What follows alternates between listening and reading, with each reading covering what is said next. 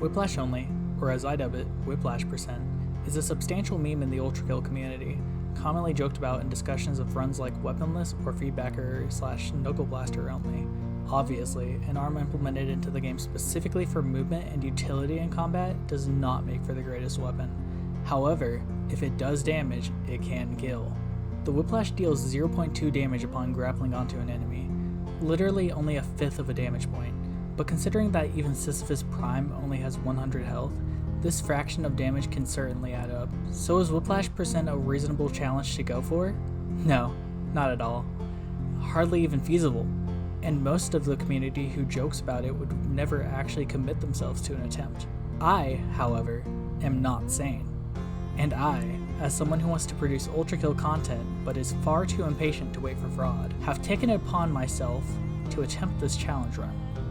I went into this thinking that no one else has actually attempted this challenge.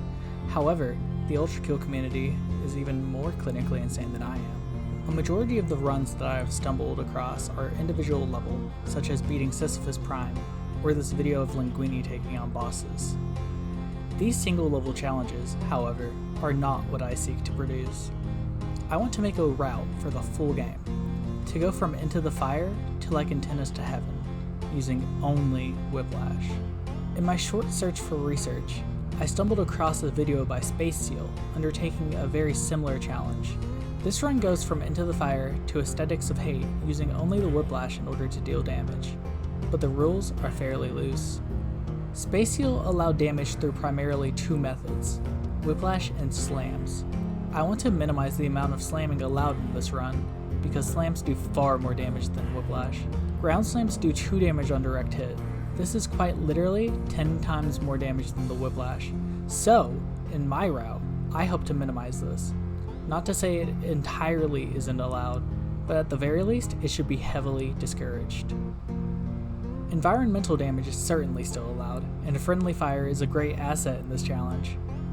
In quite a few circumstances, taking advantage of the Whiplash's ability to pull enemies towards you can simplify levels tremendously, thus promoting strategy as opposed to mindlessly spamming R or ground slams. Other weapons currently are not allowed, including for movement.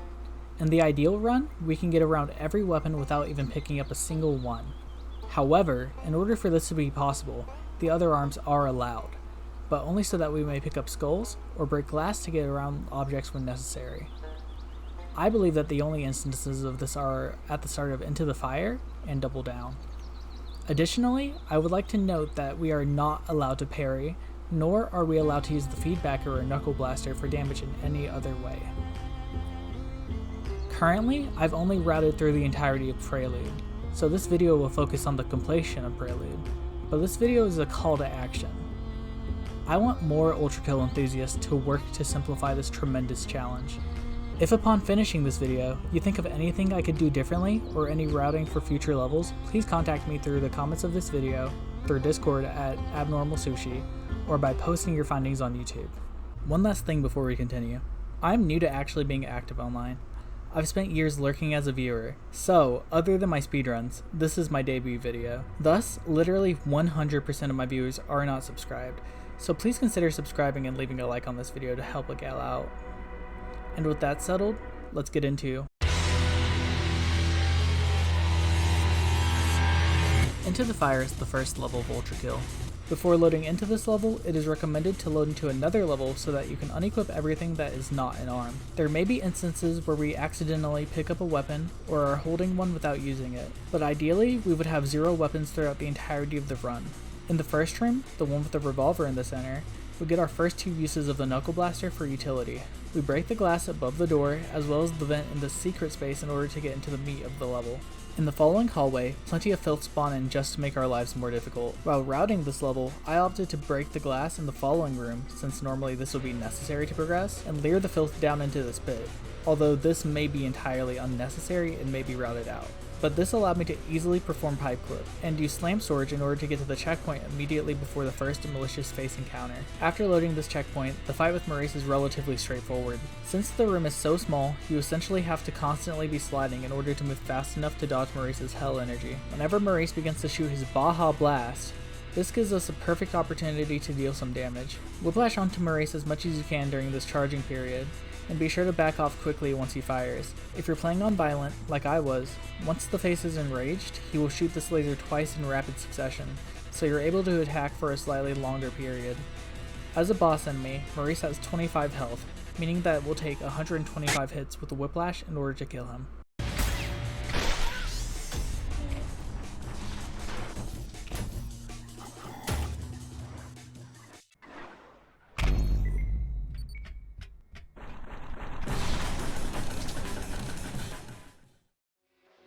Next up is the meatgrinder. This level is probably the one where you'll be spending the least amount of time, so long as you're able to perform outdoor. I'll be honest, I'm not too good at outdoor myself, but I'll do my best to explain it to anyone who doesn't know how to do it. Make your way to the hallway where typically 2 strays will spawn. We won't be going far enough into the room to let them spawn, as we immediately get flush with the side wall and look into the seam above the door. From here, you want to perform a dive, which is essentially a jump immediately followed by a slide, and if you do it correctly, you'll clip out of bounds. From here, we use the wall to gain slam storage and dive once more towards the final room. Once you load the final room, go towards the ending door to spawn the enemies, and make your way into this nook behind the pistons. From here, we take advantage of environmental damage and easily move on to the next level.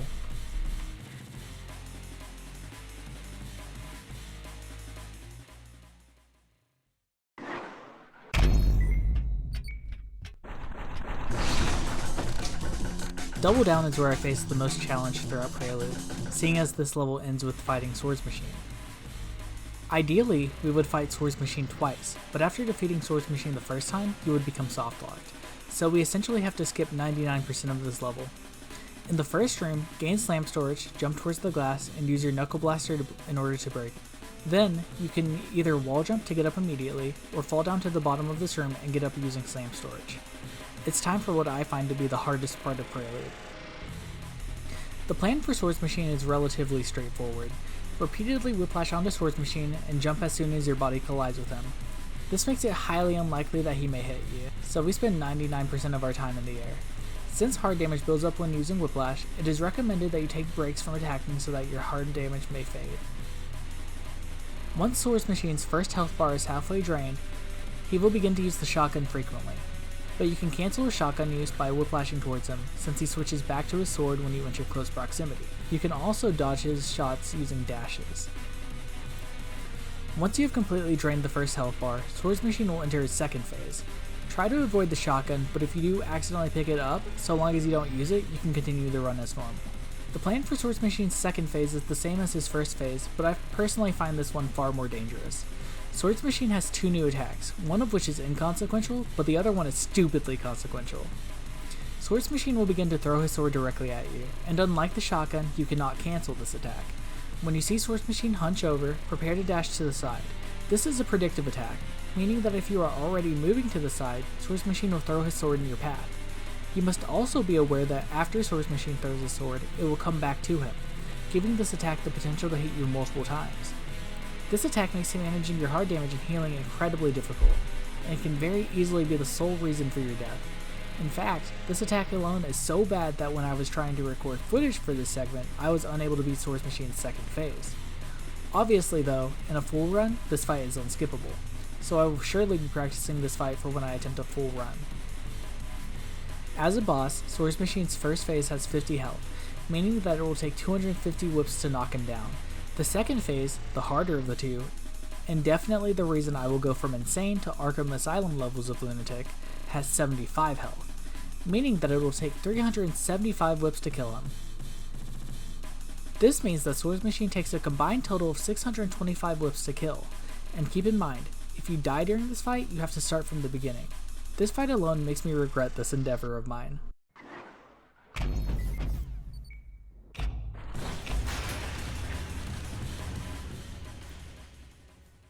If you manage to get past Swords Machine, or get so frustrated that you decide to skip him altogether, you're in luck!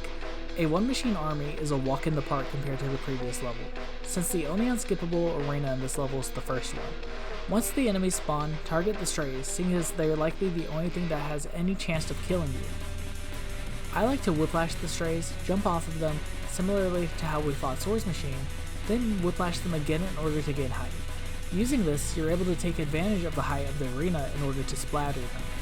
If you're bad at that, though, they'll die from whiplash damage before long. Once all the strides are taken care of, Maurice pays us a visit, but he made a mistake in doing so. This arena is literally so wide that you're able to walk circles around him, and if you do manage to get hit, you can bait Maurice into killing the remaining filth in order to heal yourself. The strategy is the same as in O-1, but far easier to execute. After this room is a hallway where more enemies spawn, but we can just go around them. The final arena may seem like a challenge, but we can quite literally go over it. Why couldn't all the levels be like this?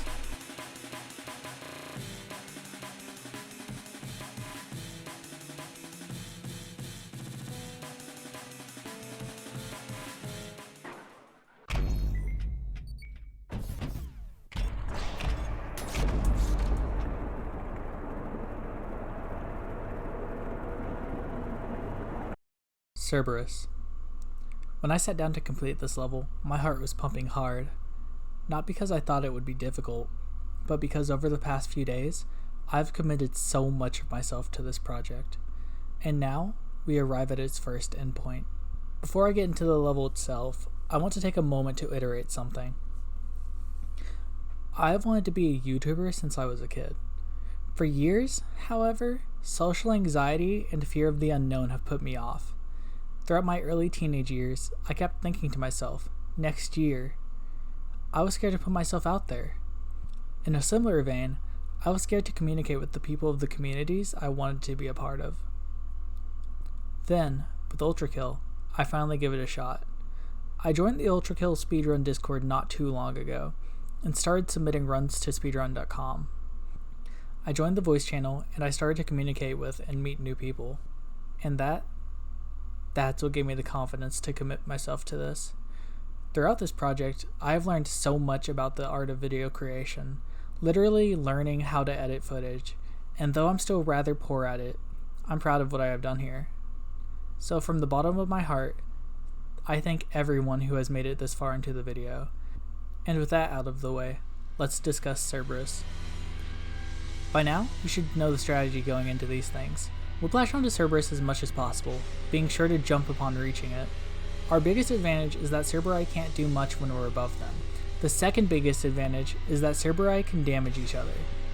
Be sure to watch the Cerberus so that you can avoid being damaged, since taking damage is actually quite dangerous in this level. The arena is rather small, and hard damage builds up really quickly, so occasionally you should return to the ground and take a break from using the Whiplash so that you're able to heal. The only real difficulty I faced in Cerberus was my endurance. The longer the fight goes, the more prone I was to making mistakes. And this is why managing our health is so important, as being able to tank a hit or two might be crucial to surviving. The first Cerberus has 80 health, meaning that, assuming that there is 0 friendly fire damage involved, it will take 400 whips to kill. The second Cerberus awakens once the first Cerberus's health bar drops halfway, so after 200 whips. But this one only has 40 health, requiring 200 whips to kill.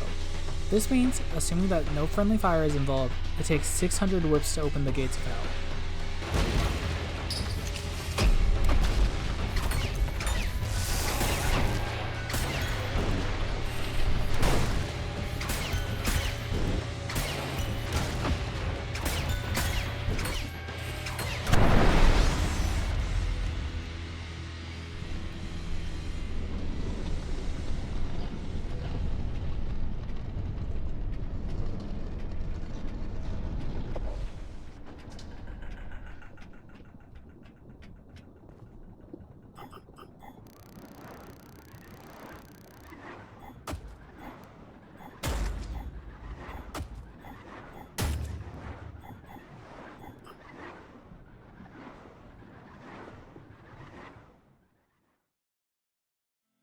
As I said before, thank you so much for watching. I plan to create a route/guide for Limbo, but school is starting soon and I have to read 2 books before then, so I might not get to it as soon as I'd like. But if you'd like to see that, or you're interested in seeing more content from me in whatever form it takes, or if you just enjoyed the video, please consider subscribing because it would mean the world to me. And if you'd like to see my live attempts at Whiplash %, including me trying to figure out the other layers, then drop by my Twitch channel and follow so you can be there for me when I stream. Have a good night, day, and life.